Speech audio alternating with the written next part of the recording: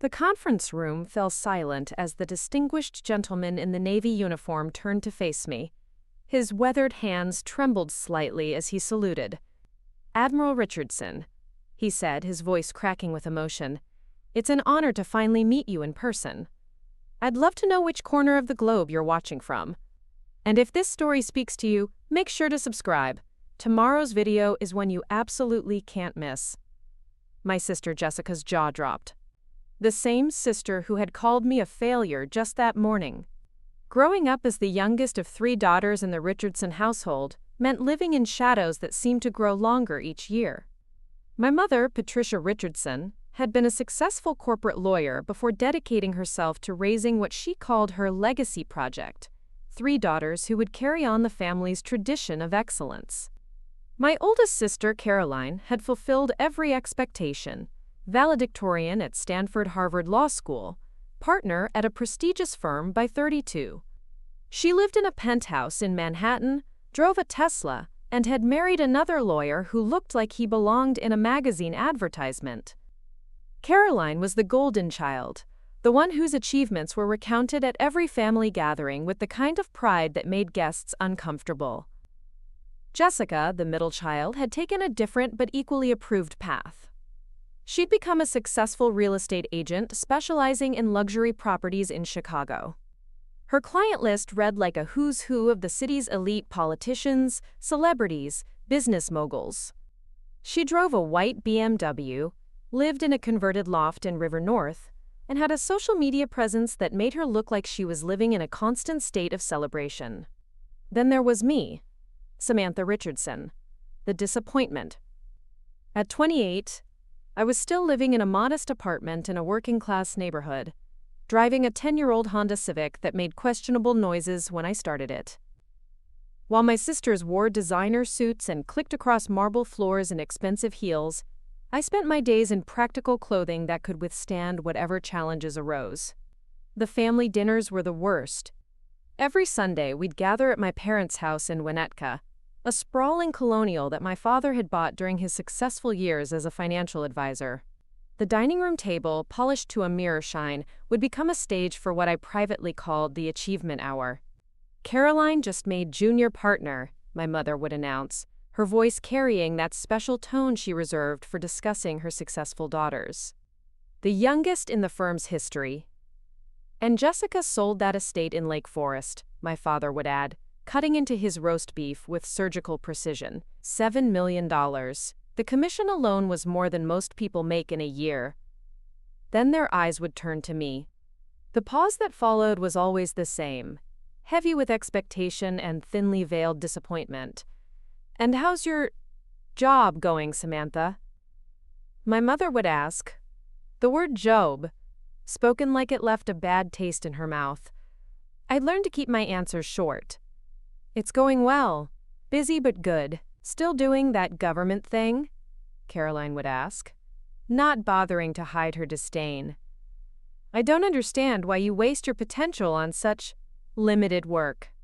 Limited work. That's what they called my career in the Navy. What they didn't know, what I couldn't tell them due to the classified nature of my position, was that my limited work involved coordinating complex operations, managing teams across multiple time zones, and making decisions that affected national security. The irony wasn't lost on me. While my family saw me as the failure, I held one of the most demanding and crucial positions in the military. But the nature of my work meant that my achievements would never be announced at Sunday dinner. There would be no newspaper articles, no LinkedIn posts, no cocktail party conversations about my latest promotion. My parents had stopped asking about my plans for the future. They'd given up on the idea that I might somehow transform into the daughter they'd always wanted. Instead, they'd adopted a tone of gentle condescension, treating me like a child who needed to be handled carefully. "You know, sweetheart," my mother had said just last month, "it's not too late to go back to school. Caroline knows people who could help you get into a good MBA program. You could still make something of yourself." Make something of myself. As if commanding a naval intelligence unit wasn't something. As if the commendations in my classified file didn't count because they couldn't be displayed on the mantelpiece. The worst part was watching how they treated me in public. At family friends' parties, I'd watch my parents' faces change when someone asked about their daughters. Caroline and Jessica would be discussed with animated pride. When it came to me, the energy would shift. "Samantha is finding her way," my mother would say with a tight smile. "She's always been our creative one." Creative. It was their code word for the one who disappointed us. Jessica was particularly brutal in her assessments. As the middle child, she'd always been competitive, but her success in real estate had amplified her need to establish herself as superior to someone. Since Caroline was untouchable, I became her favorite target. "I just don't understand you, Sam," she'd said during our last conversation, her voice carrying that particular mix of frustration and pity that I'd grown to despise. "You're smart enough, you could be doing so much more with your life. Instead, you're stuck in some dead-end government position making, what, $40,000 a year? I make that in a good month." She had no idea that my actual salary was significantly higher than hers, or that the quote, government position she mocked with such disdain was actually a role that required security clearance so high that most people would never even know it existed. The isolation was crushing. I couldn't defend myself without revealing classified information. I couldn't share my achievements without compromising national security. I couldn't even hint at the reality of my work without violating the oath I'd taken when I accepted my position. So I endured. I sat through family dinners where I was treated like a charity case. I listened to my sister's condescending advice about getting serious about my career. I watched my parents' disappointed faces when their friends asked about me. I absorbed their judgment, their pity, their casual cruelty, because the alternative was betraying everything I'd sworn to protect. The morning of the incident that would change everything had started like any other. I'd been working on a complex operation involving multiple agencies, coordinating resources across 3 different time zones. The stress was immense, but it was the kind of challenge that I'd trained for my entire career. My phone had buzzed during a brief break between meetings. Jessica's name appeared on the screen. "Sam, I need a favor," she'd said without preamble. "I have a client meeting this afternoon and I need someone to help me set up. The regular assistant called in sick and I can't handle all the prep work alone." I'd hesitated. Taking time off required approval, and the operation I was managing was at a critical stage. But Jessica's tone had carried that familiar edge of exasperation, the one that said she was doing me a favor by including me in her successful life. "It's just a few hours," she'd continued. "You can wear something nice for once. Meet some important people. It might even be good for you to see how real business works." Real business. As opposed to my fake job in national security. "I'll pay you, of course," she'd added, the offer somehow making the request even more insulting. $100 for the afternoon, easy money. I'd agreed, partly because I'd managed to find a brief window in my schedule, but mostly because I was tired of being seen as the family member who never contributed anything. Maybe if I helped Jessica with her real business, she'd ease up on the constant criticism. The client, she'd explained, was someone very important. A potential seller with a property worth millions. The kind of client who could make or break a real estate agent's year. She'd been courting this meeting for months, and everything had to be perfect. "Just smile and hand out materials," she'd instructed. "Don't try to engage in conversation. These people are used to dealing with professionals, and I don't want any complications." Complications. Another word for, "Please don't embarrass me with your failure of a life." As I'd prepared for the meeting, choosing the most professional outfit I owned, I'd wondered what it would feel like to have my family's support for once. To be seen as an asset rather than a liability. To have someone proud of me instead of constantly disappointed. I had no idea that within hours, everything would change. The downtown Chicago office building where Jessica worked was everything I'd expected. Gleaming marble floors, floor-to-ceiling windows, and the kind of modern furniture that looked uncomfortable but expensive. She'd reserved a conference room on the 32nd floor, complete with a view of Lake Michigan that probably cost more per hour than most people made in a day. "You're late." Jessica said without looking up from her laptop as I entered the room. She was wearing a charcoal gray suit that probably cost more than my monthly rent, her blonde hair pulled back in a perfect chignon. "I told you to be here at noon." I checked my watch. It was 12:03.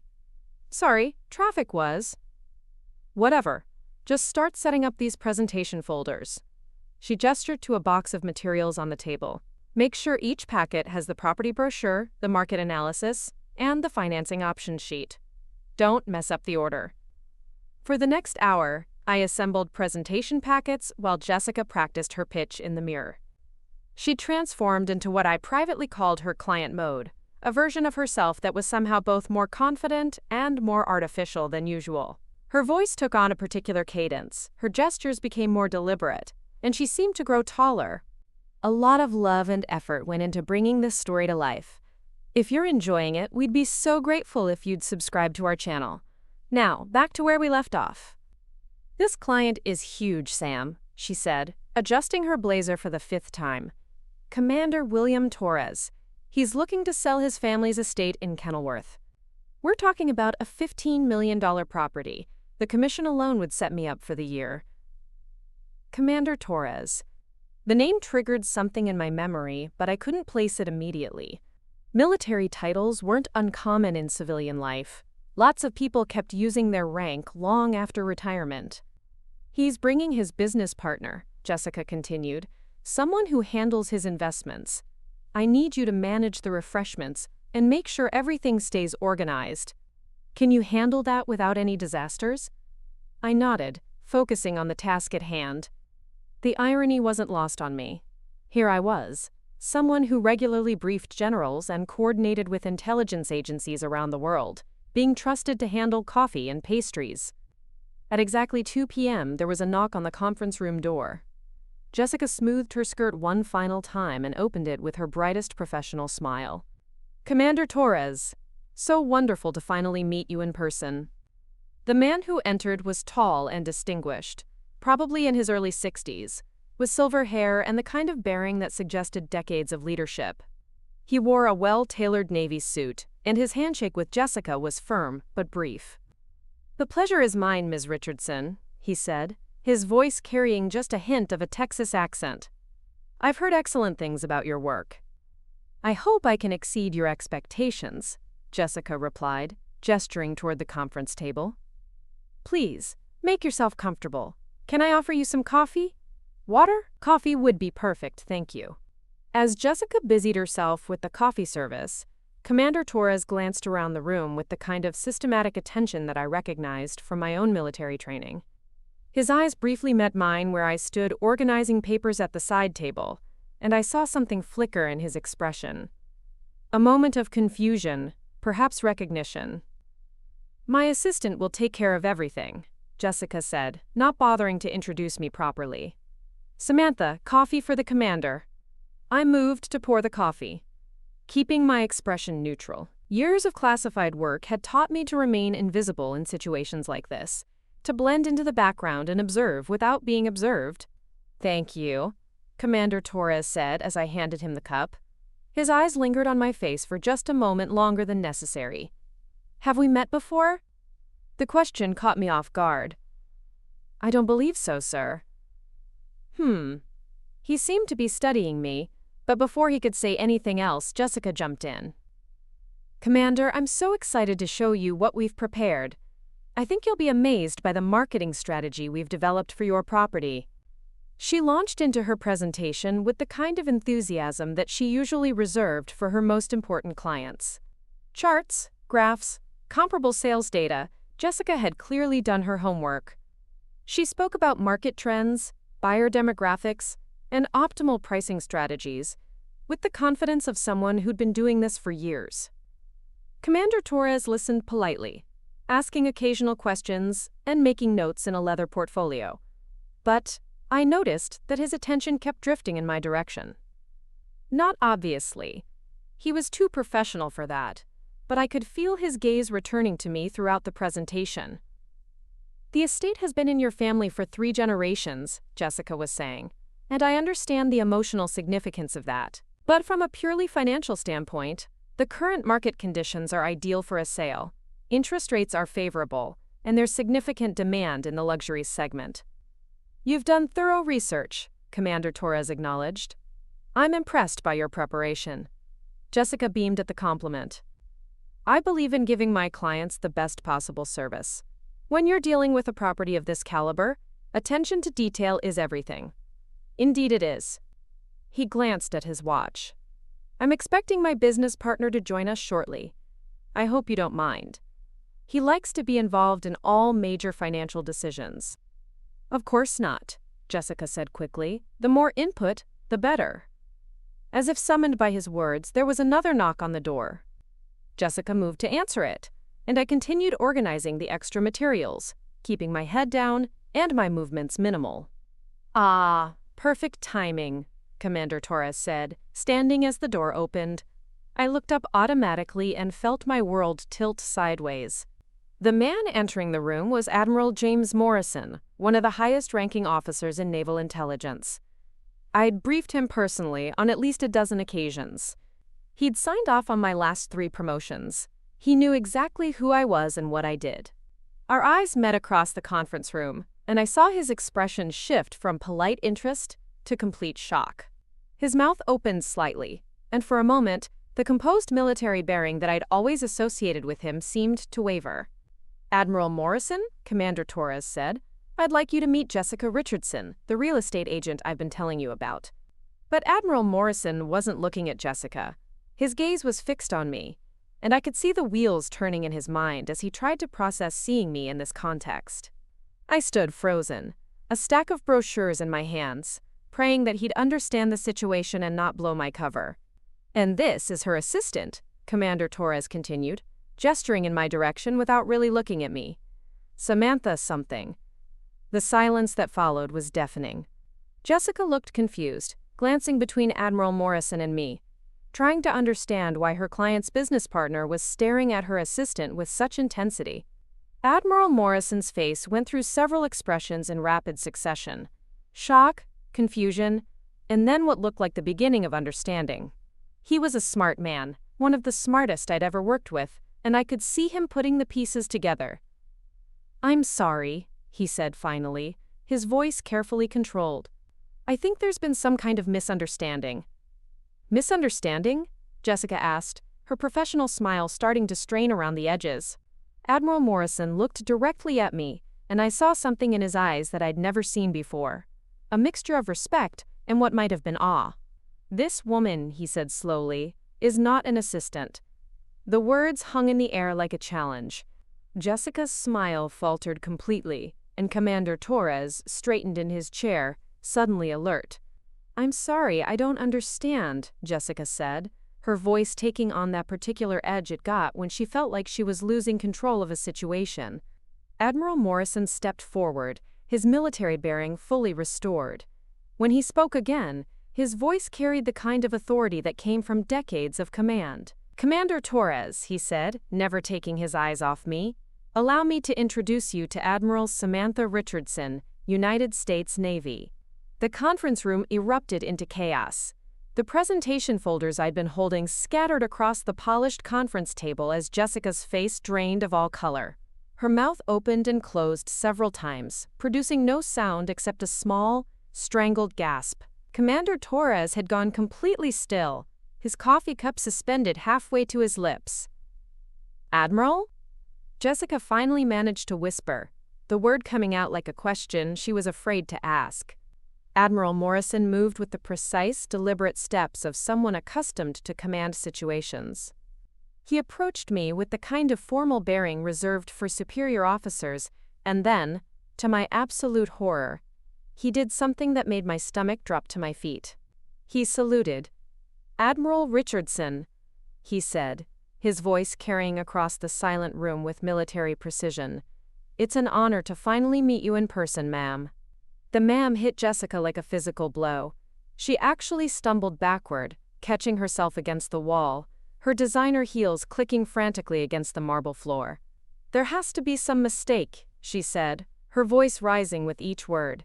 This is Samantha. My sister Samantha. She works for the government doing paperwork or something. She's nobody important. Commander Torres slowly set down his coffee cup, his eyes moving between Admiral Morrison and me with the kind of careful attention that suggested he was rapidly recalibrating everything he thought he knew about the situation. "Admiral Morrison," he said quietly, "are you certain about this identification?" "Absolutely certain, sir." Admiral Morrison's response was crisp, professional. "I've had the privilege of working with Admiral Richardson on multiple occasions. She's one of the most respected officers in naval intelligence." Jessica made a sound that was part laugh, part sob. "Naval intelligence? Sam, are you people insane? She lives in a crappy apartment and drives a Honda that sounds like it's dying. She can't even afford to buy decent clothes." The irony of the situation wasn't lost on me. Here I was, being discussed in the third person while standing 3 feet away from everyone involved. Years of classified work had taught me to remain composed under pressure, but this was unlike anything I'd ever experienced. "Ma'am," Admiral Morrison said, turning to address me directly, "I apologize for the confusion. I had no idea you were operating under alternative circumstances." Alternative circumstances. It was a diplomatic way of saying, quote, "pretending to be a failure to maintain your cover." Commander Torres was studying me with new eyes, and I could see the exact moment when recognition dawned. His expression shifted from confusion to something approaching respect. "Admiral Richardson," he said, rising from his chair, "I believe we may have mutual acquaintances. I served under Admiral Patterson in the Pacific Fleet before my retirement." Admiral Patterson. My former commanding officer, and one of the people who'd recommended me for my current position. The web of connections was getting more complex by the minute. "Admiral Patterson speaks very highly of you, sir," I replied, falling back on military protocol because it was the only familiar ground in this surreal situation. Jessica was shaking her head violently, her perfect hair coming loose from its chignon. "This is impossible. This is absolutely impossible. Sam, tell them they're wrong. Tell them you're not. You're not whatever they think you are." The plea in her voice was almost heartbreaking. For the first time in years, I could see past her condescending attitude to the confusion and fear underneath. Her entire understanding of our family dynamic was crumbling in real time. "I can't tell them they're wrong," I said quietly, "because they're not wrong." The words hung in the air like a confession. Jessica's face went through a series of expressions: disbelief, confusion, and then something that looked like betrayal. "But you never said anything," she whispered. "All those dinners, all those times Mom and Dad talked about how disappointed they were, all the times Caroline and we thought you were a failure," I finished for her. "I know." Admiral Morrison cleared his throat diplomatically. "Perhaps we should give you some privacy to discuss this family matter. Commander Torres and I could step outside for a few minutes." "No," Jessica said quickly, her voice sharp with panic. "Don't leave. I need someone to explain this to me. This doesn't make sense." Commander Torres glanced at Admiral Morrison, who nodded slightly. They both remained standing, maintaining the kind of respectful distance that suggested they understood the gravity of the situation. "Ma'am," Admiral Morrison said, addressing me with the careful formality that indicated he was trying to navigate the complex intersection of military protocol and family drama, "would you prefer to handle this matter privately?" Before I could answer, Jessica exploded. "Handle what matter? Someone needs to explain to me how my sister who can't even afford a decent car, is somehow an admiral in the Navy. This is insane. People don't just hide careers like this." "Actually," Commander Torres said quietly, "in intelligence work, they do exactly that." The simple statement landed like a bomb. Jessica stared at him, then at Admiral Morrison, then at me, her face cycling through expressions of confusion and growing understanding. "Intelligence work," she repeated slowly. "You mean like spy stuff?" "I mean like classified operations that require security clearances so high that most people will never know they exist," I said, finally finding my voice. "The kind of work where you can't talk about what you do, where you do it, or who you do it with. The kind of work where maintaining a low profile isn't just recommended, it's mandatory." Jessica sank into one of the conference room chairs, her legs apparently no longer willing to support her. But the apartment, the car, the clothes are all part of maintaining a cover that allows me to do my job effectively, I finished. Do you think someone driving a BMW and living in a penthouse would be believable as a low-level government worker? The question seemed to hit her like a physical blow. She buried her face in her hands, her shoulders shaking. All those years, she said, her voice muffled. All those horrible things we said. All the times we treated you like you were. Like I was worthless, I said softly. I know. Admiral Morrison stepped forward, his expression uncomfortable. Admiral Richardson, I feel I should mention that your security clearance review is coming up next month. This exposure might require some additional documentation. The practical implications of what had just happened began to sink in. My carefully maintained cover was blown. Years of operational security had been compromised in the span of 5 minutes. The ramifications would ripple through every aspect of my professional life. I understand, sir, I said, maintaining my composure despite the internal chaos. I'll submit the necessary reports. Reports? Jessica looked up from her hands, her face streaked with mascara. What reports? What happens now? Commander Torres answered before I could. Now your sister has to explain to her superiors how her cover was compromised. Depending on the sensitivity of her current operations, she might need to be reassigned.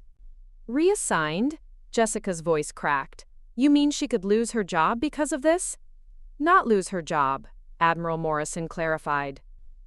But potentially lose her current position and the operations she's been managing. Intelligence work requires absolute discretion. The weight of the situation seemed to finally reach Jessica. She looked at me with an expression I'd never seen before, something that might have been respect mixed with horror. Sam, she whispered, what have we done? The question hung in the air like smoke from a fire that couldn't be extinguished. Jessica's mascara-streaked face was a portrait of devastation, but it was Commander Torres who broke the silence.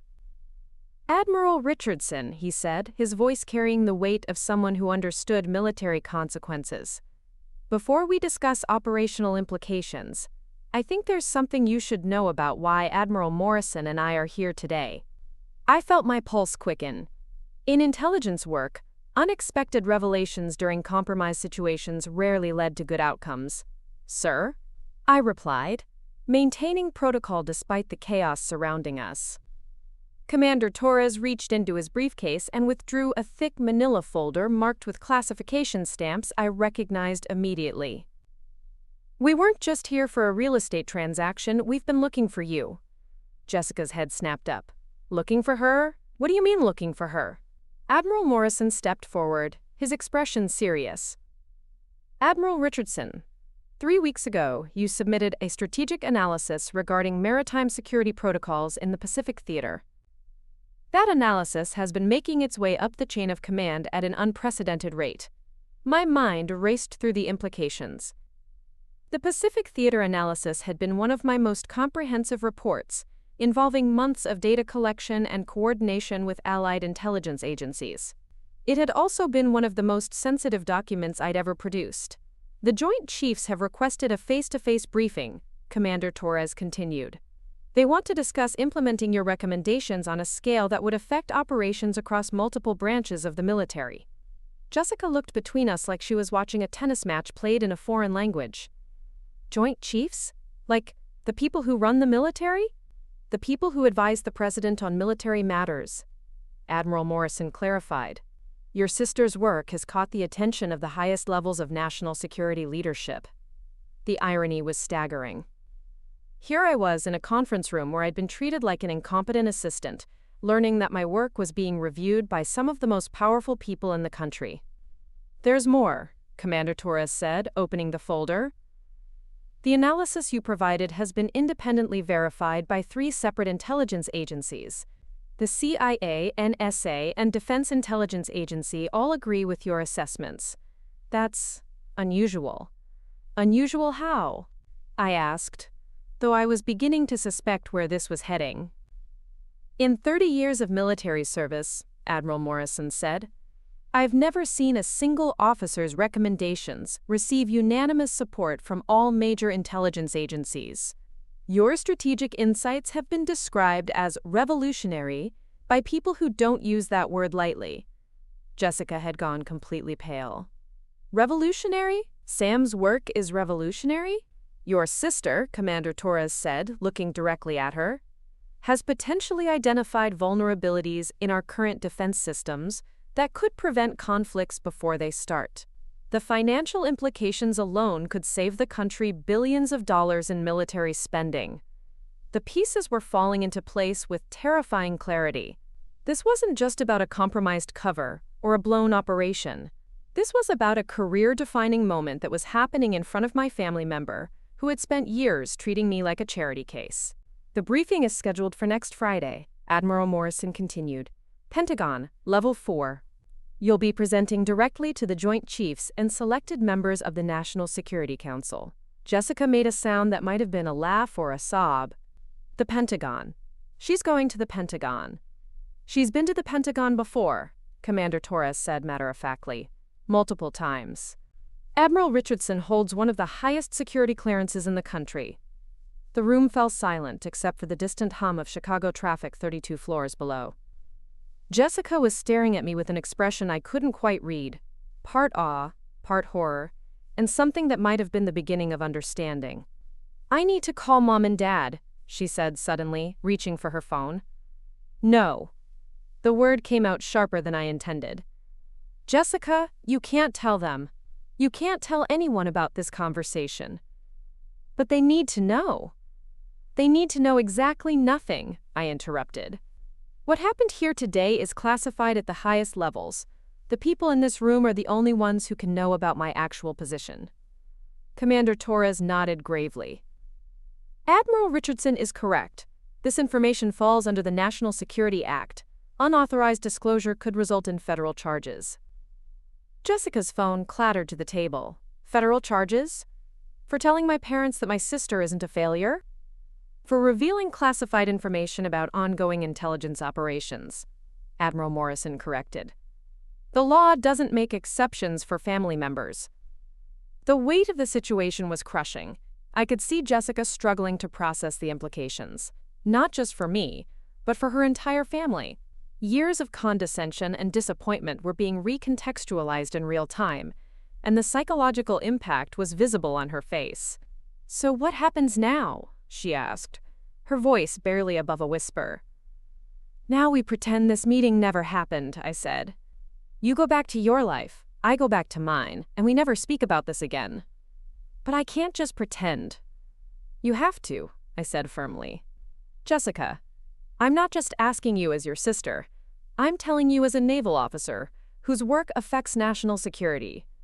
This conversation never happened. Commander Torres cleared his throat diplomatically. There is one option we should discuss. Admiral Richardson, given the compromise of your current cover, you'll need to be reassigned anyway. The Pentagon briefing might be an opportunity to transition to a position that requires less concealment. What kind of position? Jessica asked before I could respond. The kind that comes with public recognition, Admiral Morrison said. The Joint Chiefs are considering creating a new intelligence coordination division. Someone would need to head that department. The implications hit me like a physical blow. A public position, recognition, the ability to finally live openly as the person I'd been hiding for years. The salary would be substantially higher, Commander Torres added. And the position would come with certain perks. Official residence, security detail, public acknowledgement of service. Jessica's eyes widened. You mean she'd be famous? She'd be visible, Admiral Morrison corrected. There's a difference. But yes, her work would finally receive the recognition it deserves. I felt the world tilting around me. After years of living in shadows, maintaining a cover that required me to be seen as a failure, I was being offered a chance to step into the light. There's a catch, I said, because there always was. The position would require congressional approval, Commander Torres confirmed. That means hearings, background checks, and public scrutiny. Your family would inevitably be involved. Jessica's face went white. Involved how? They'd be interviewed. Your parents, your sister Caroline, probably extended family members. The FBI would conduct thorough background checks on everyone close to you. The silence that followed was deafening. Jessica was staring at me with an expression of dawning horror as she realized what this meant. They'd find out, she whispered. They'd find out that we treated you like I was worthless, I finished. Yes, they would. Commander Torres closed the folder with a decisive snap. Admiral Richardson, you have 48 hours to decide. The Pentagon briefing is happening regardless. That's already been scheduled. But whether you accept the permanent position is entirely up to you. As they prepared to leave, Jessica grabbed my arm. Sam, she said urgently, what are you going to do? The question echoed in my mind long after Admiral Morrison and Commander Torres had left the conference room. Jessica sat slumped in her chair, staring at the scattered presentation materials that represented the mundane real estate meeting that had exploded into something far more complex. I don't know, I said finally, the words feeling inadequate for the magnitude of the decision facing me. Jessica's phone buzzed, and she glanced at it with the reflexive motion of someone whose livelihood depended on constant connectivity. Her face crumpled as she read the message. Caroline's asking about Sunday dinner, she said, her voice hollow. She wants to know if I'm bringing anyone special to meet the family. The bitter irony wasn't lost on either of us. Caroline, the golden child, still operating under the assumption that Jessica was the successful sister, and I was the family disappointment who might someday bring home someone worth meeting. You have to tell me what you're thinking, Jessica said, setting her phone face down on the table like she couldn't bear to look at it. This affects all of us. It affects you only if I take the position, I replied. If I decline, everything goes back to the way it was. You pretend this conversation never happened. I continue my current assignment, and our family dynamic remains unchanged. Unchanged. Jessica repeated the word like it tasted bitter. You mean you'd go back to letting Mom and Dad think you're a failure? You'd sit through more dinners where Caroline talks about her achievements while they look at you with pity? The prospect should have been unbearable, but I'd been living with it for so long that it had become a familiar weight. It's what I've been trained to do. Maintain cover, protect the mission, put national security above personal considerations. But now I know the truth. Jessica's voice cracked slightly. How am I supposed to sit there and listen to them talk about how disappointed they are in you when I know you're briefing the Joint Chiefs of Staff? It was a fair question, and one I didn't have a good answer for. The compartmentalization that had allowed me to endure years of family disapproval was already beginning to crack now that someone else knew the truth. My phone rang, interrupting the conversation. The caller ID showed a number I recognized but hadn't expected to see. My direct supervisor at Naval Intelligence, Admiral Richardson. Captain Davis's voice was crisp and professional. I understand there's been a security incident involving your cover identity. Jessica's eyes widened as she realized she was overhearing classified communications. I gestured for her to remain silent. Yes, sir. The situation has been contained, but my cover has been compromised. We're aware. Admiral Morrison filed his report an hour ago. We need you to come in immediately for debriefing. Understood, sir. What about the Pentagon briefing? That remains on schedule. In fact, it's become more urgent. The situation with your cover may have accelerated some timelines we weren't expecting to deal with for another 6 months. Jessica was watching my face intently, clearly trying to piece together my side of the conversation from the fragments she could hear. Sir, regarding the permanent position offer, that's part of what we need to discuss. There have been some developments. How soon can you be here? I checked my watch. 45 minutes. See you then. The line went dead, leaving Jessica and me alone, with the weight of everything that had changed in the span of 2 hours. You have to go, she said, and it wasn't a question. I have to go. Jessica stood up abruptly, pacing to the window that overlooked Lake Michigan. The late afternoon sun was reflecting off the water, creating patterns of light that danced across the conference room walls. When we were kids, she said suddenly, do you remember that time Caroline broke Mom's favorite vase? The memory surfaced unexpectedly. Caroline had been 12, Jessica 8, and I was 6. Caroline had been showing off, trying to reach something on a high shelf, when she'd knocked over the crystal vase that had been my mother's wedding gift. "She blamed you," I said, remembering how the incident had unfolded. "And you took the punishment." Jessica's voice was soft, distant. "You were 6 years old, and you let Mom think you'd been careless with something precious, even though you'd been nowhere near it." Caroline was already in trouble for her report card. I figured one of us might as well avoid getting grounded. But Mom never forgot. She always brought it up whenever she talked about how you were careless with important things. Jessica turned from the window, her eyes bright with unshed tears. 22 years later, and I just realized, you've been taking the blame for things your whole life. The observation hit deeper than I expected. It's not the same thing, isn't it? You've been letting us think you're a failure to protect something you can't even talk about. You've been sacrificing your relationship with your family for your job, just like you sacrificed getting grounded to protect Caroline.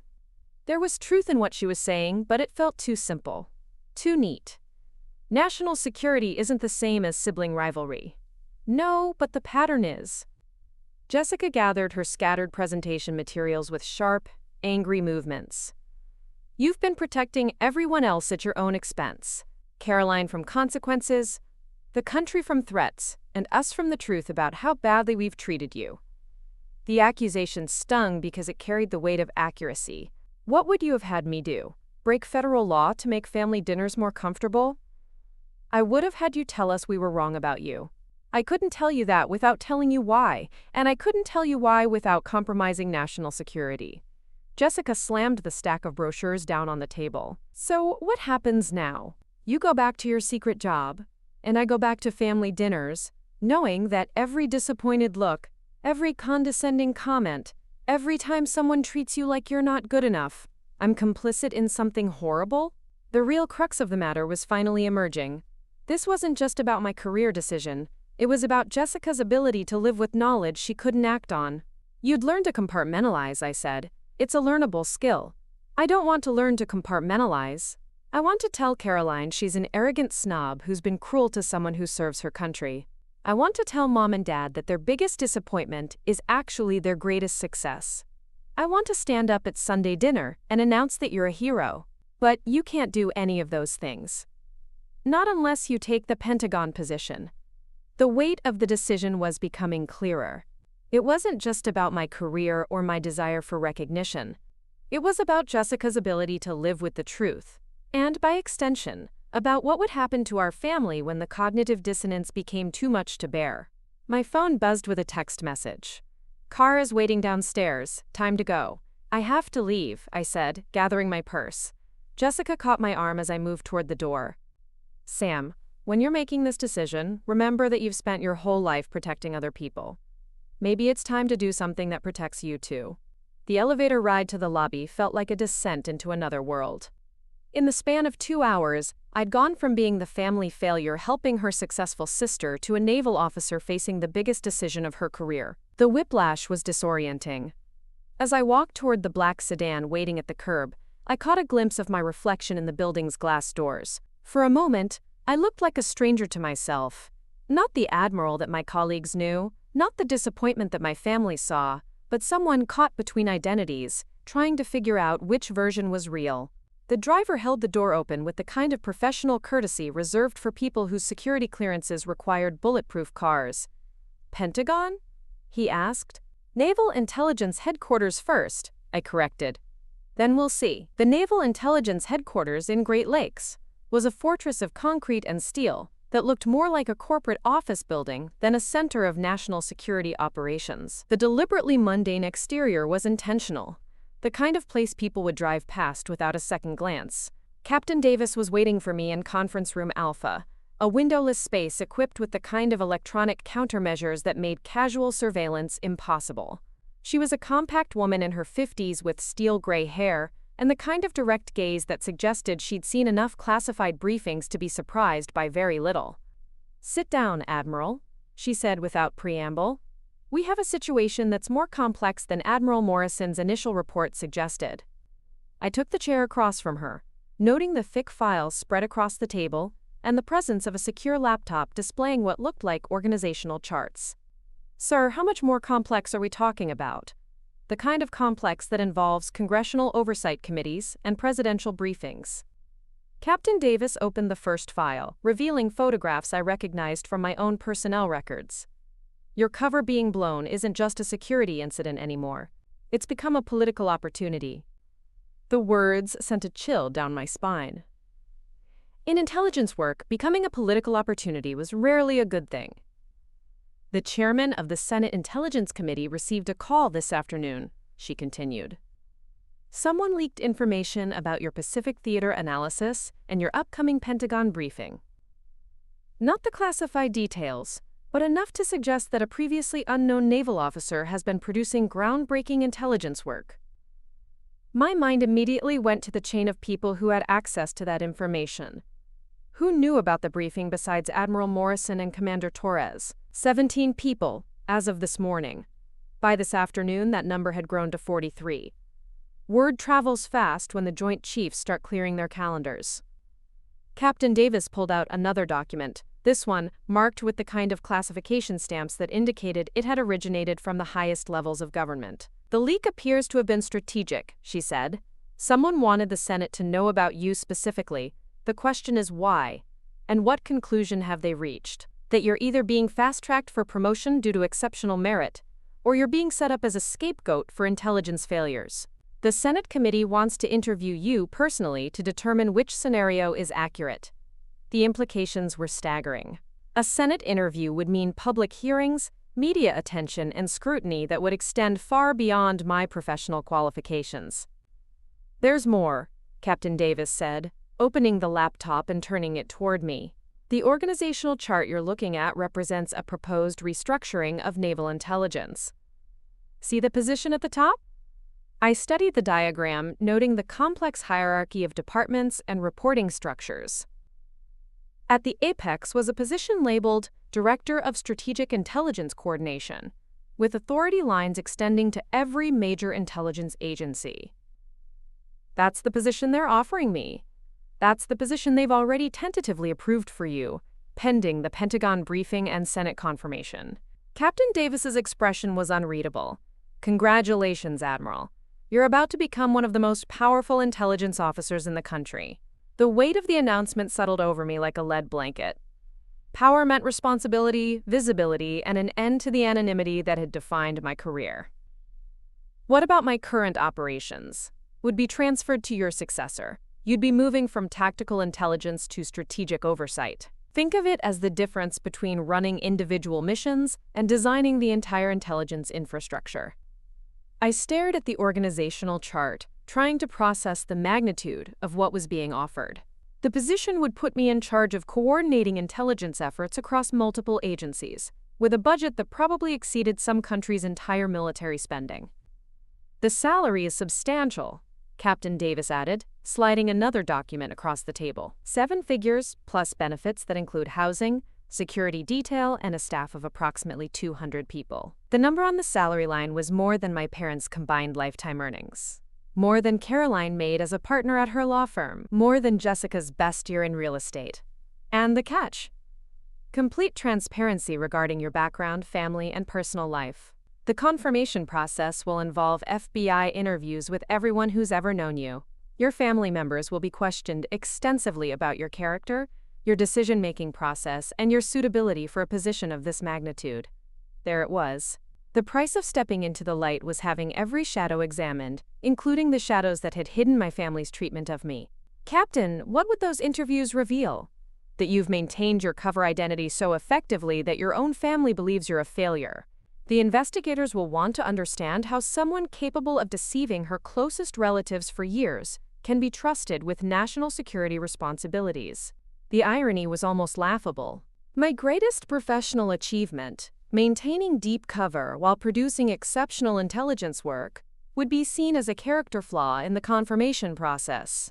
They'll also discover that you've endured years of psychological pressure from family members without compromising your operational security. Captain Davis continued. That kind of resilience under personal stress is actually an asset in this position. But the optics will be problematic. The optics will be complicated. A woman who let her family think she was worthless while secretly serving her country at the highest levels. The media will have a field day with that story. I thought about Jessica sitting in that conference room, grappling with the knowledge that she'd spent years treating a naval admiral like an incompetent assistant. The guilt on her face had been devastating to witness. What happens if I decline the position? You continue in your current role, with a new cover identity and relocation to another region. Your family never learns the truth, and you continue serving in the shadows. Captain Davis paused. You also forfeit any chance of advancement beyond your current level. Positions like this don't come along twice. My phone buzzed with a text message. Despite the secure environment, personal devices were permitted for emergency communications. The message was from Jessica. Mom called. Sunday dinner is at 6. She specifically asked if you'd be there because Caroline has, quote, exciting news to share. The juxtaposition was surreal. Here I was, contemplating a position that would make me one of the most influential people in national security, while my mother was hoping I'd show up to hear about Caroline's latest achievement.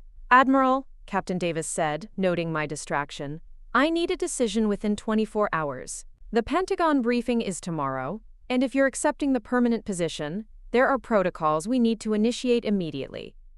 And if I'm not accepting it, then tomorrow's briefing becomes a consultation rather than an interview, and you return to your current assignment on Monday morning. The choice was binary, absolute. Step into the light and face the consequences of revelation, or remain in the shadows and preserve the status quo that had defined my adult life. Captain, in your professional opinion, what would you do? She smiled for the first time since I'd entered the room. Admiral, in 30 years of military service, I've learned that the decisions that scare you the most are usually the ones that will define your legacy. The question isn't what I would do, it's what you can live with. And what I can't live without.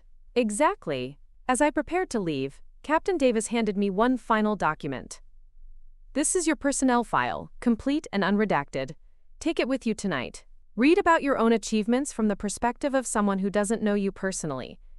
It might help you remember who you really are. The file was thicker than I'd expected, containing performance evaluations, commendation letters, and mission reports spanning my entire career. Years of work that my family had never known existed, achievements that had never been celebrated at Sunday dinner.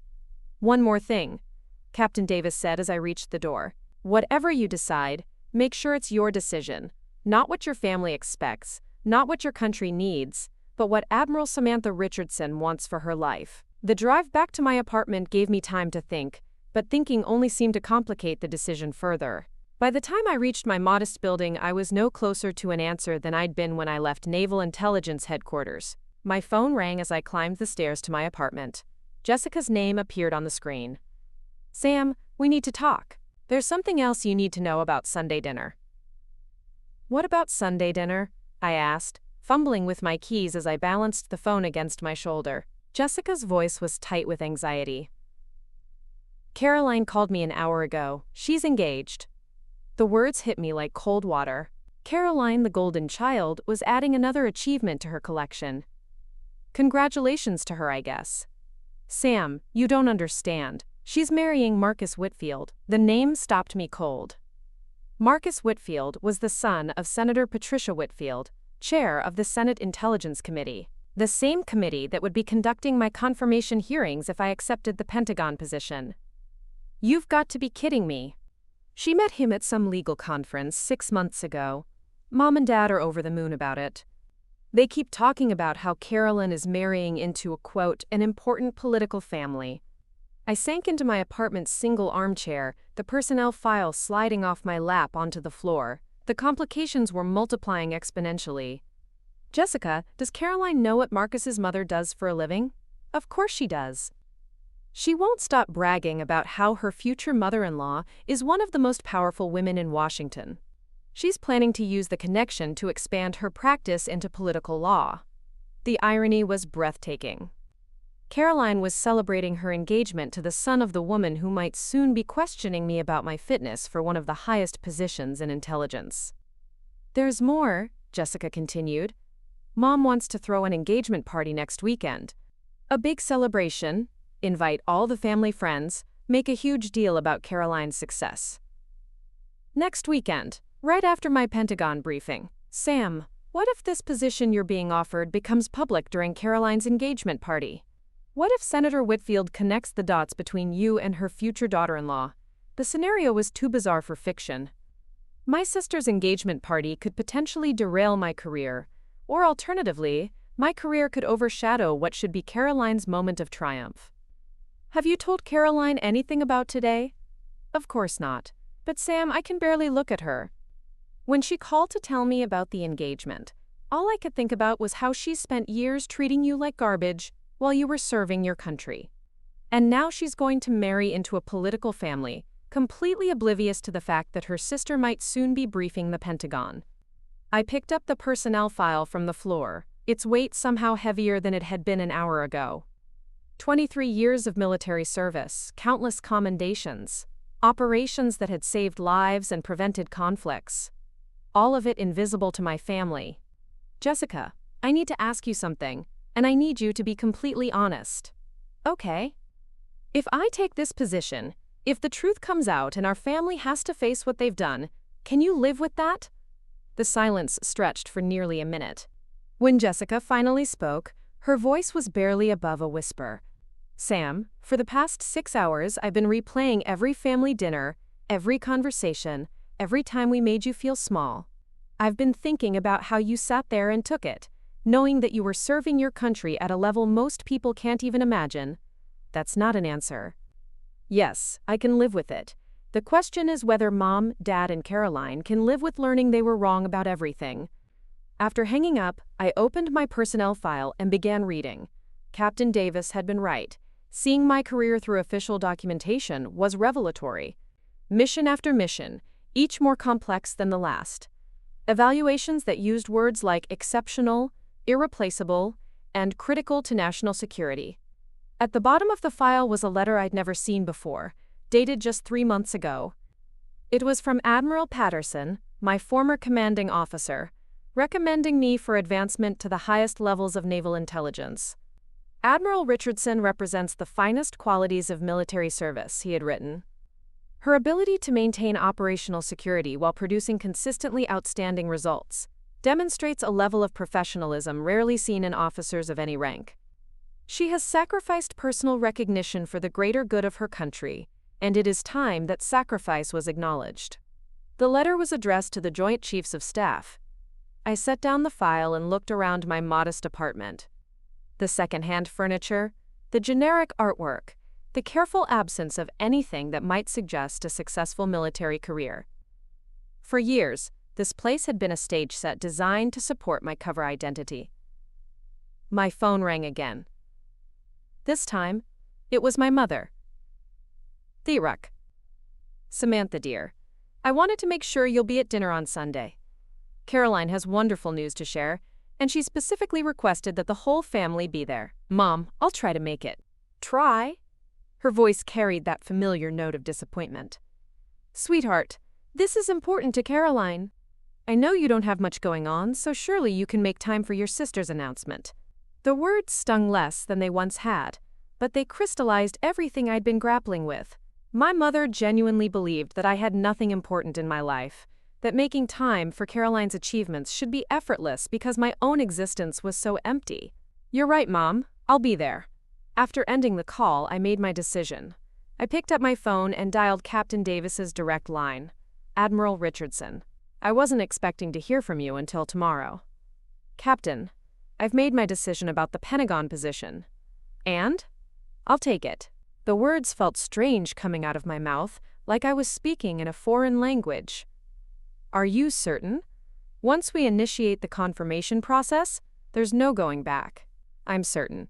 I've spent my entire adult life protecting other people's feelings and other people's secrets. It's time I stopped hiding who I am. Very well. I'll begin the paperwork immediately. Admiral Richardson, you should know that this decision will change everything. Everything's already changed, Captain. Now I'm just catching up. Sunday dinner arrived faster than I'd expected. I sat in my car outside my parents' house, watching through the dining room window as my family gathered for Caroline's big announcement. The scene looked exactly like dozens of others I'd witnessed over the years.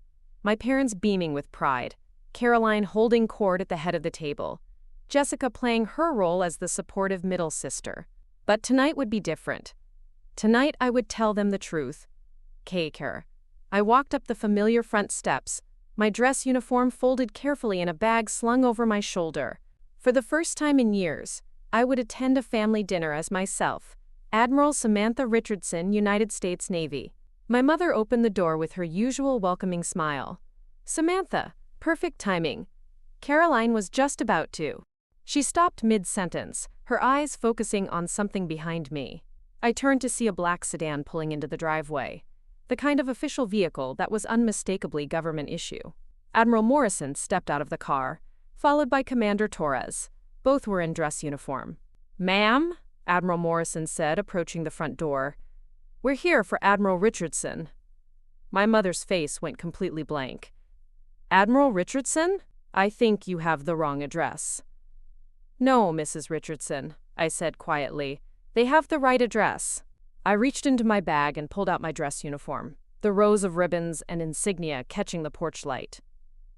"Mom, there's something I need to tell you about my job." The look on her face, confusion shifting to disbelief, shifting to something that might have been awe, was worth every year of hiding, every moment of feeling like a failure, every Sunday dinner where I'd been treated like the family disappointment. From inside the house, I could hear Caroline's voice. "Mom, who's at the door? We're ready to start."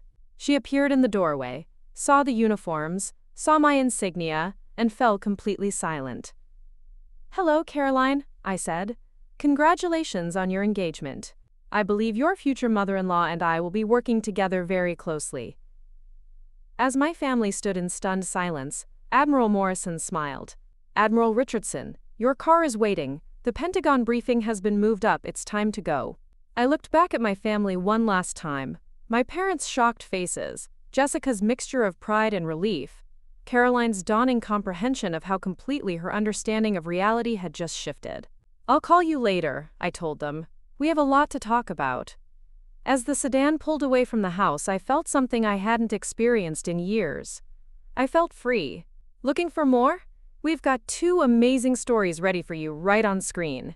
If this one touched you, these are absolutely worth your time. Click to watch them now. And hey, subscribe and hit that bell to never miss our latest uploads.